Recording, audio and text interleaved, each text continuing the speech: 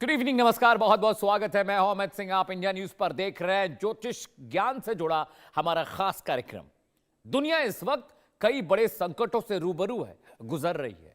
एक तरफ युद्ध और भू राजनीतिक तनाव है, तो दूसरी तरफ महंगाई, आर्थिक दबाव और वैश्विक अनिश्चितता का माहौल है। ऐसे में ज्योतिष जगत में भी दुनिया की बड़ी शक्तियों की कुंडलियों को लेकर चर्चा तेज हो गई है। अमेरिका, चीन, रशिया और ईरान जैसे देशों के भविष्य को लेकर अलग अलग दावे किए जा रहे हैं।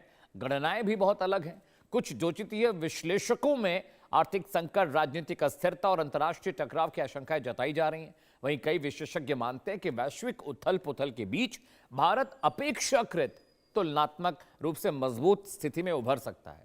अर्थव्यवस्था, कूटनीति, तकनीक और निवेश के मोर्चे पर भारत की बढ़ती भूमिका को भी अहम माना जा रहा है। आज हम महाशक्तियों की ज्योतिषीय तस्वीर को समझेंगे, जानेंगे, उनका विश्लेषण करेंगे कि युद्ध, महंगाई और वैश्विक राजनीति पर ग्रह क्या असर डाल रहे हैं, और यह भी देखेंगे कि क्या वास्तव में किसी देश के विनाश का डर भी है, या दुनिया सिर्फ एक बड़े बदलाव के दौर से गुजर रही है और अपने नफे नुकसान के आधार पर हर मुल्क अपने छोटे बड़े फैसले कर रहा है। स्वागत कीजिए। स्टूडियो में दो खास मेहमान मेरे साथ हैं। आचार्य राकेश चतुर्वेदी जी आपको दिखाई दे रहे हैं मेरे साथ, जाने माने ज्योतिषी हैं, और मेरे साथ सुमित आचार्य हैं, ये भी जाने माने सेलिब्रिटी ज्योतिषी हैं। इनका भी बहुत बहुत स्वागत है।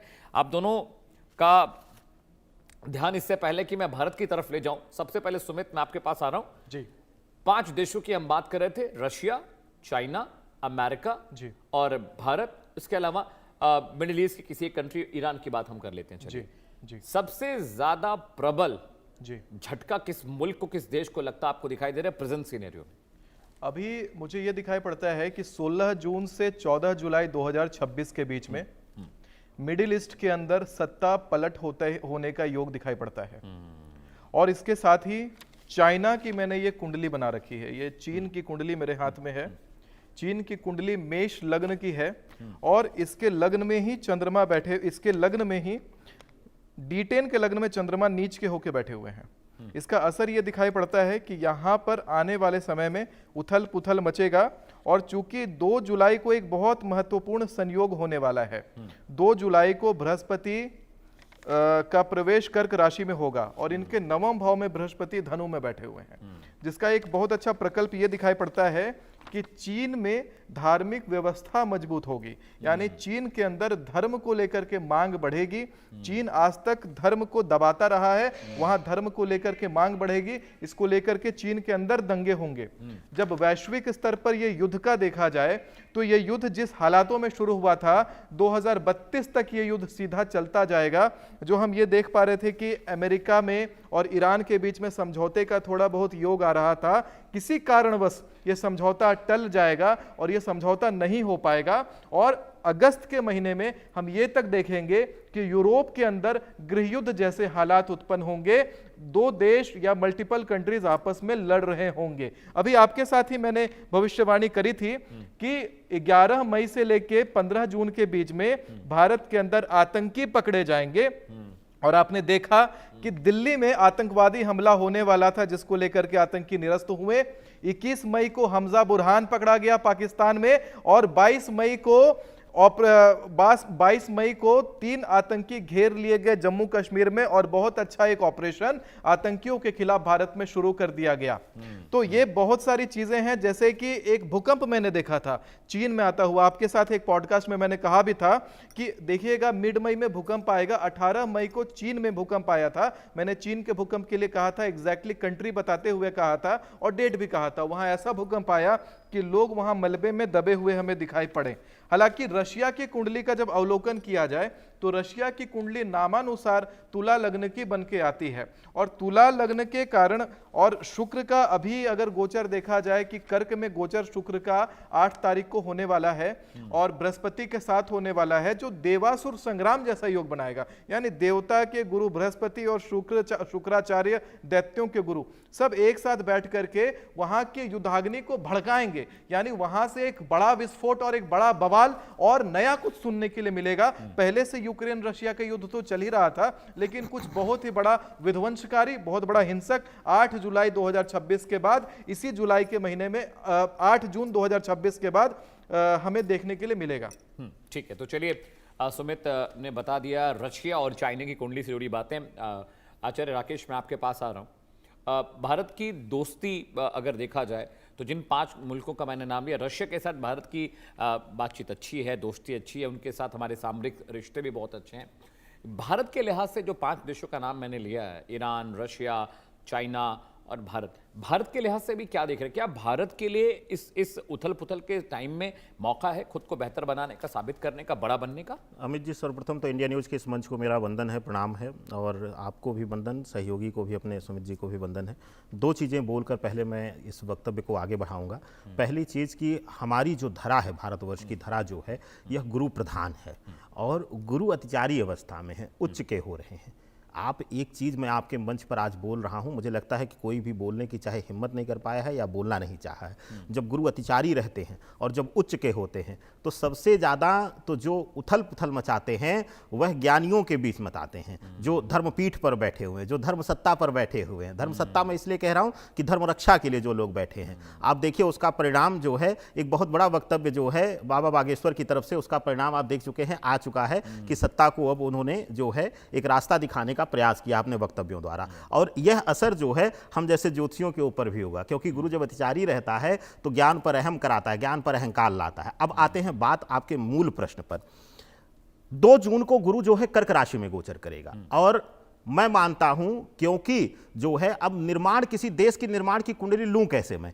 भारतवर्ष की, अखंड भारतवर्ष की कुंडली लूं? सक्षम नहीं हूं, ले नहीं सकता हूं। अब मैं आजाद भारत की लूं तो उसमें भी टुकड़े हुए हैं, उसके भी कई अंश गए हैं, खंडित अंश है, तो मैं आजाद भारत की भी कुंडली नहीं ले सकता। तो अब मैं किस आधार पर आज बोल रहा हूं? आज जब जिस समय आपने प्रश्न किया है उस समय वृश्चिक लग्न की कुंडली है। ज्योतिष शास्त्र में प्रश्न चक्र को लिया जाता है, प्रश्न कुंडली का अध्ययन किया जाता है, और काल पुरुष की विशेष रूप से यह 8वें भाव को रिप्रेजेंट करती है राशि, यानी कि आकस्मिक घटनाओं, मृत्यु को, आकस्मिक रूप से जो है षड्यंत्र को भी यह दर्शाती है। साथ ही साथ ऐसी अवस्था में गुरु जो है शुक्र के साथ, बुध के साथ, आज जिस समय आप ये प्रश्न कर रहे हैं, 8वें भाव में ही विराजमान है। आप देखिएगा, बाकी देशों को तो मैं बाद में कहूंगा, भारत में बहुत बड़ा उथल पुथल होगा। भारत में बहुत बड़ा उथल पुथल होने वाला है। भारत की धरा पर जो है बहुत, जो है कह लीजिए कि चाहे विद्रोह की, चाहे आक्रोश की अग्नि जो है दिखने वाली है, खास करके युवाओं में, लोगों में, भारतवर्ष के लोगों में, खास करके क्योंकि गुरु प्रधान देश है और कृषि प्रधान देश है, तो फिर से एक बार जो है किसानों के अंदर आक्रोश देखा जा सकता है, भारत के युवाओं में आक्रोश देखा जा सकता है, सत्ता या सत्ता के दिए किए गए कार्यों को लेकर के। और साथ ही अब बात करते हैं दिशाओं के अनुसार, क्योंकि प्रश्न कुंडली जब वृश्चिक लग्न की बन रही है तो ऐसी अवस्था में आप देखिएगा कि आने वाले समय में गुरु अतिचारी होकर के उच्च के हो रहे हैं, लेकिन 2 जून के बाद गुरु की स्थिति तो शुभकारी है, लेकिन उसके साथ ही 22 जून को, 21 जून को ही मंगल गोचर करके जो है विशेष रूप से वृषभ राशि में आ जाएंगे, जो कि हमारे भारतवर्ष का लग्न है, और शनि की पाप दृष्टि वहां पर पड़ेगी। तो आप देखिएगा जिन राष्ट्रों से अभी एक बार फिर से रिश्ते थोड़े से सुधरे हैं, जैसे अमेरिका के साथ रिश्ते थोड़ा सा दिखावटी रूप से, मैं सुधरना नहीं कहता हूं ज्योतिष के अनुसार, क्योंकि मैं जो ज्योतिष गणना से देख रहा हूं बद से बदतर हुए हैं रिश्ते, लेकिन ये जो दिखावटी परतें हैं यह भी खुलनी शुरू हो जाएंगी। अमेरिका के साथ रिश्ते भी और तल्ख होंगे। लेकिन जैसे आपने प्रश्न किया कि रूस के साथ, रशिया के साथ और साथ ही साथ ईरान के साथ, आप देखिएगा आने वाले समय में दबाव हो अंतर्राष्ट्रीय या कुछ भी हो, लेकिन अपने हित के लिए जो है भारतवर्ष ईरान की तरफ भी विशेष निगाह, विशेष दृष्टि, मैत्री दृष्टि डालेगा, और खुल करके ईरान के विषय पर आने वाले समय में भारतवर्ष के तरफ से भी वक्तव्य आने उसके फेवर में भी शुरू होंगे इस युद्ध विराम को लेकर के। और दूसरा मैं आपको बता दूं अमित जी कि आप मेरे साथ कई बार बैठे हैं, मैं अपनी ज्योतिष की गणना का आधार जब संतुष्ट हो जाता हूं तब मैं किसी चीज को बोलता हूं। आपके मंच पर सैकड़ों बार मैं बोल चुका हूं, जैसे ही 2 जून को गुरु उच्च के होंगे तभी से भारत, या कह लीजिए कि जो ये उथल पुथल मचा हुआ युद्ध की जो स्थिति मची हुई है, भारत की सहभागिता या भारत का प्रत्यक्ष जो है यहां पर आना इस विषय पर, और ईरान, इजराइल और अमेरिका के युद्ध में जो है शांतिपूर्ण स्थिति तभी आएगी जब तक गुरु उच्च का नहीं होगा। तो अब देखिए, आज ही आप लोग जो है, भी आपने ही मेरे सामने ही ब्रेकिंग न्यूज पढ़ी कि अमेरिका कुछ शर्तों पर शायद तैयार हो रहा है, और आप देखिएगा बहुत सारी स्थितियां जो हैं आज की जिस स्थिति में हम बात कर रहे हैं इससे बहुत परिवर्तित हो जाएंगी 2 जून के बाद। और साथ ही साथ एक विशेष चीज कहना चाहता हूं, आर्थिक रूप से अगर बात करें हम, आर्थिक रूप से सबसे ज्यादा जो चोट मिल रही है इस युद्ध से, इस जो है नकारात्मक स्थिति से, वह भारत को मिल रही है। लेकिन क्योंकि हम जड़ से जुड़े हुए हैं, हम गुरु प्रधान देश हैं, हम जो है मिट्टी से जुड़े हुए हैं, हमारा जो आधार है वह कृषि है, तो अब देखिएगा कि हम जो है डगमगाएंगे नहीं, हम बिखरेंगे नहीं, हम टिके रहेंगे। लेकिन बहुत सारे इनमें, जितना आपने नाम लिया, इसमें जो महाशक्तियां भी हैं, आने वाले समय में वहां भी आर्थिक रूप से स्थितियां बदतर होने वाली हैं और लोगों का जन आक्रोश और जन विरोध आंदोलन वहां पे लोगों का जो है देखने को मिलेगा। सुमित, रशिया की बात होगी, चाइना की बात होगी, अमेरिका के लिहाज से भी एक रिपोर्ट आई है डोनाल्ड ट्रंप साहब की। जी 14 तारीख को 80 साल के हो रहे हैं वो, जी। लेकिन 80 साल की उम्र में उनका जो हार्ट है उनकी उम्र से 14 साल छोटा है, मतलब हेल्दी हार्ट है। उनका ब्रेन मैपिंग और ब्रेन टेस्ट हुआ, उसमें 30 में 30 उनके अंक हैं। अल्जाइमर, याददाश्त और जो भी दिमाग की दिक्कतें उनके बारे में चर्चा होती है कि भाई उनका दिमाग ठीक नहीं चला, लेकिन उन सब में वो पास हो गए हैं। अमेरिका के लिहाज से क्या ट्रंप के जाने के बाद अमेरिका में चीजें बदलेंगी या ट्रंप अपने रहते चुनाव से पहले चीजें बेहतर कर पाएंगे? देखिए, मूल रूप से देखा जाए तो चीजें ट्रंप के बाद भी गड़बड़ रहेंगी, क्योंकि जिस प्रकार के ग्रह नक्षत्रों में अमेरिका और भारत के संबंध गड़बड़ हुए थे, शनि मीन राशि में प्रविष्ट हुआ था और उसी महीने में आप देखेंगे 29 मार्च 2025 को शनि मीन राशि में आए थे और उसी ठीक अप्रैल के महीने में आपने देखा कि भारत और अमेरिका के संबंध गड़बड़ा गए थे और भारत पाकिस्तान के बीच में भी युद्ध ट्रिगर हुआ था। तो युद्ध कारक ये रहा है शनि का मीन राशि में आना, और शनि जैसे जैसे गोचर करके आगे की राशियों में बढ़ेंगे, जब तक मीन राशि में शनि नहीं आएंगे तब तक चीजों में सुधार आता हुआ दिखाई नहीं पड़ता। चीजें उथल पुथल वाली रहेंगी, ईंधन का क्राइसिस रहेगा और इनफैक्ट अभी 16 जून से 14 जुलाई के बीच में आसमान से लाशें टपकती हुई जैसा योग दिखाई पड़ेगा, यानी कि विमान हादसाग्रस्त होता हुआ दिखाई पड़ सकता है, जिसमें हम किसी पॉलिटिशियन को खो दें ऐसा भी योग दिखाई पड़ सकता है। तो उस अवधि में मैं लोगों को कहूंगा ज्योतिषीय पटल के अनुसार कि विमान टिकटें ना खरीदें, या हो अगर विमान टिकटें तो उसको कैंसिल करवाएं।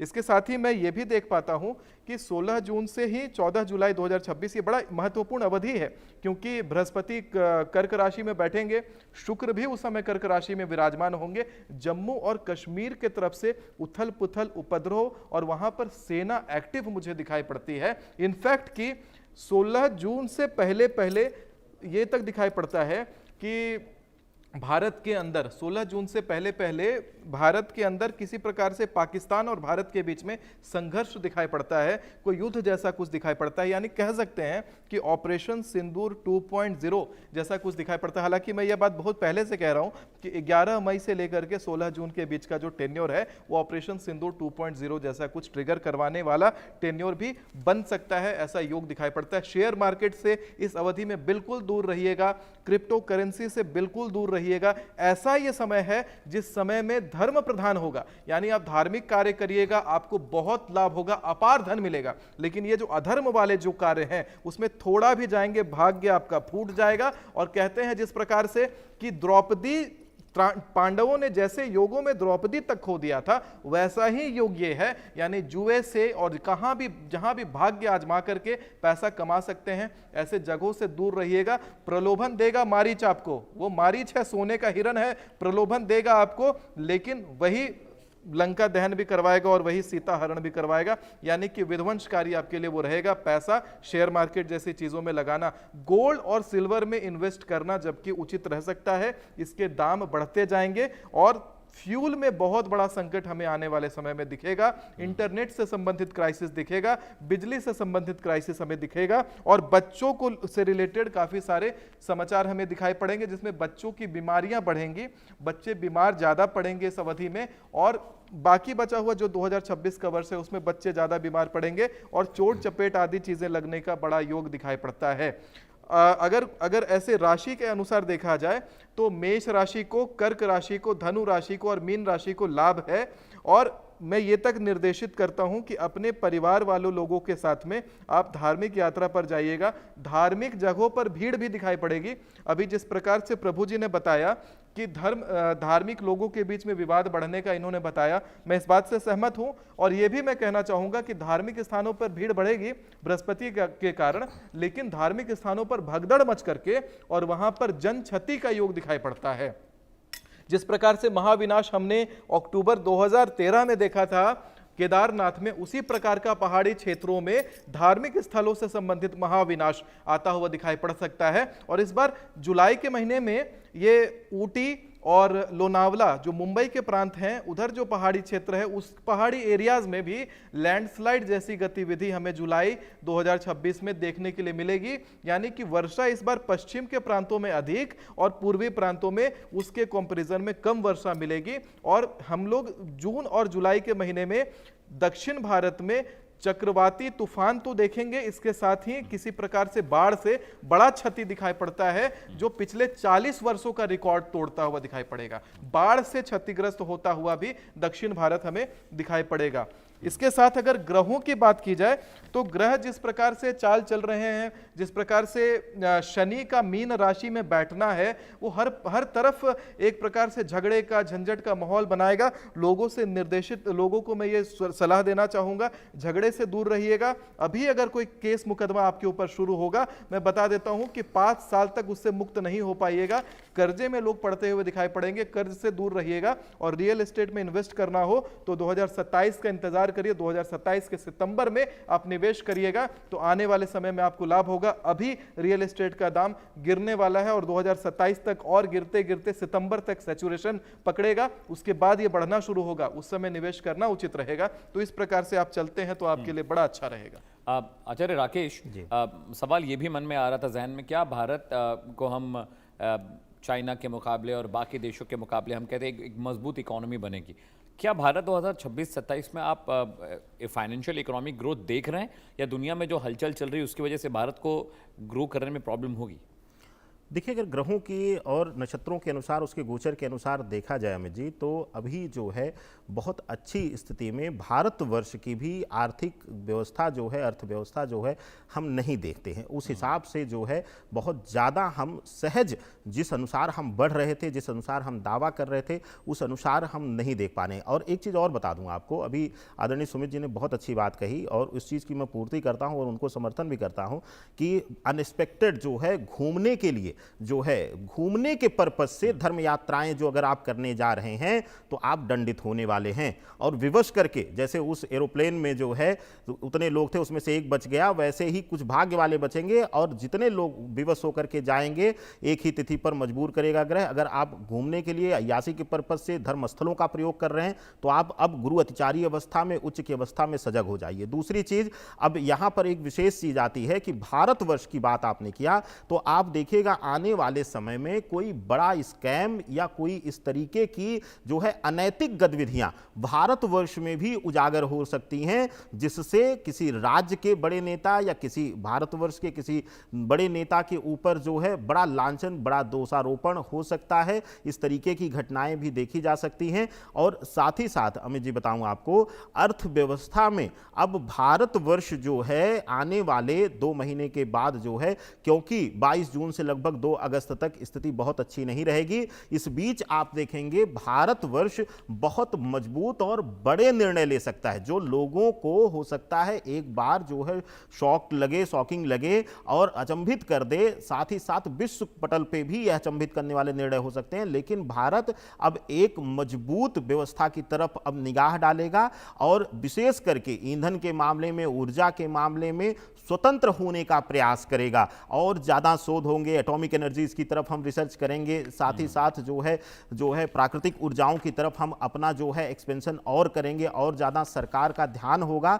तो आने वाला समय जो है कम से कम बता दूं आपको, दिसंबर तक का, मैं शुरू से बोल रहा हूं, दिसंबर तक का, जब तक राहु और केतु जो है गोचर नहीं करते हैं तब तक स्थितियां जो है भयावह रहने वाली हैं, स्ट्रगल की रहेंगी, चुनौतियों भरी रहेंगी, तनाव रहेगा। और इसी प्रकार से आए दिन हमें कुछ न कुछ किसी न किसी विषय पर महंगाई देखने को मिलेगी। अभी एक सेक्टर बहुत अछूता है, मैं आपको बता दूं, बहुत बार मैं बोल चुका हूं, हेल्थ सेक्टर पे, और बहुत ज़्यादा हम डिपेंडेंसी रख रहे हैं विदेशी मशीनों की, विदेशी चीज़ों के ऊपर, और उस पर बहुत बड़ा आघात आने वाला है। बहुत बड़ी महंगाई की चोट जो है उस पर मिलने वाली है। उसके लिए शायद अभी हम तैयार नहीं हैं। आने वाले समय में उसको भी हम बहुत जल्द देखने को विश्व पटल पर पाएंगे। तो बहुत गंभीर बातें बता रहे हैं आचार्य राकेश भी और सुमित भी मेरे साथ। सुमित, ज़्यादा वक्त मेरे पास सिर्फ 1-1.5 मिनट बचा हुआ है जी। भारत के लोगों के लिए, यहाँ की जनता के लिए, नागरिक के लिए डोंट और डूज क्या है, बता दीजिए। कैसे वो इस विषम परिस्थिति का, विषम समय को अपने आप को बचा के रख पाएं, परिवार को बचा के रख पाएं, अपने करियर ग्रोथ के लिहाज से काम कर पाएं? देखिए, अगर भारत के परिस्थिति को अगर देखा जाए तो उस हिसाब से यह दिखाई पड़ता है कि भारत में आप गौ का थोड़ा भी अपमान मत करिएगा, क्योंकि बृहस्पति को ठीक करना हो तो गौ की सेवा करी जाती है, बृहस्पति को ठीक करना हो तो तुलसी की सेवा करी जाती है। लोग अपने मनोकामना पूर्ति के लिए भी तुलसी का बड़ा अच्छा प्रयोग कर सकते हैं। मैं तो ये कहता हूँ लोगों को कि जो भी मनोकामना आपके मन में हो, आप तुलसी माता के समक्ष ये हाथ में बांधा जाने वाला लाल कलावा धागा लेकर के जाइए और बृहस्पतिवार को 5 बार ओम नमो भगवते वासुदेवाय नमः बोलते हुए और गांठ बांधिए, एक बार 5 बार लपेट करके तुलसी माता में, और गांठ बांधते हुए अपनी मनोकामना बोल दीजिए। वो मनोकामना तुलसी जी शीघ्र पूर्ण कर देती हैं। अगर आपको एक छोटा सा मंत्र याद हो तुलसी का पूजन के लिए, तो बृहस्पति उच्च के होंगे तो उस समय ये मंत्र आपके लिए रामबाण जैसा काम करेगा। जो चाहेंगे प्राप्त हो जाएगा। महाप्रसाद जननी सर्व सौभाग्य वर्धिनी आधि व्याधि हरा नित्यम तुलसी त्वम नमस्तुते, इतना कहने मात्र से तुलसी माता आपकी रक्षा करती हैं और जो आपको चाहिए वो प्राप्त होने लग जाता है। हालांकि अगर कुछ ना करने में देखा जाए तो कहते हैं गलत तरीके से दिमाग लगा करके पैसा कमाने का काम मत करिएगा, जुए से दूर रहिएगा, जहां भी पैसे की अनिश्चितता हो। मैं कहता हूं, देखिए, परिवार वाले इस वीडियो को देखते हैं, उनके घर में लोग होंगे जो शेयर मार्केट में निवेश करते होंगे, लोग होंगे जो बिटकॉइन से पैसे कमाना चाहते होंगे, जो लोग क्रिकेट में पैसा बिल्कुल मत लगाइएगा, आप बर्बाद हो सकते हैं। आपने लगाया तो जरूरी नहीं है कि वहीं का पैसा लॉस होगा। जीवन में और भी जगह जो अवसर आने वाले थे वो अवसर के द्वार आपके लिए बंद होते हुए मुझे दिखाई पड़ते हैं अगर आप ऐसा कुछ करते हैं तो। और भारत में मैंने ये भी देखा है कि धर्म इस बार उपजने वाला है। जो भी लोग धर्म से जुड़ करके काम कर रहे हैं या कुछ ऐसा करने का इच्छा हो साइड हॉबी के जैसा कि धर्म के लिए कुछ करें, लोगों को धर्म से रिलेटेड पॉडकास्ट करना हो, ऑनलाइन आके कंटेंट बनाना हो, तो इस बार बृहस्पति बड़ा सपोर्ट करेगा। बहुत जल्दी आप वायरल होंगे। धर्म के लिए वीडियो बनाइए, गौ माता के लिए आवाज उठाइए, धर्म का कहीं पे हीनता हो रहा हो, धर्म को क्षति हो रही हो, उसके खिलाफ आवाज उठाइए। आप देखेंगे कि भगवान आपकी सहायता के लिए सदैव खड़े रहेंगे और बहुत जल्दी आगे बढ़ जाएंगे आप। तो आपका बहुत बहुत शुक्रिया। आचार्य राकेश, आपका भी बहुत बहुत शुक्रिया स्टूडियो में आए और ग्रहों की चाल से जुड़ी इतनी जरूरी अहम जानकारी आपने दर्शकों से साझा की। वक्त एक ब्रेक का है, रुक रहे ब्रेक के लिए, लेकिन ब्रेक के बाद भी इंडिया न्यूज पर खबरों का सिलसिला लगातार जारी।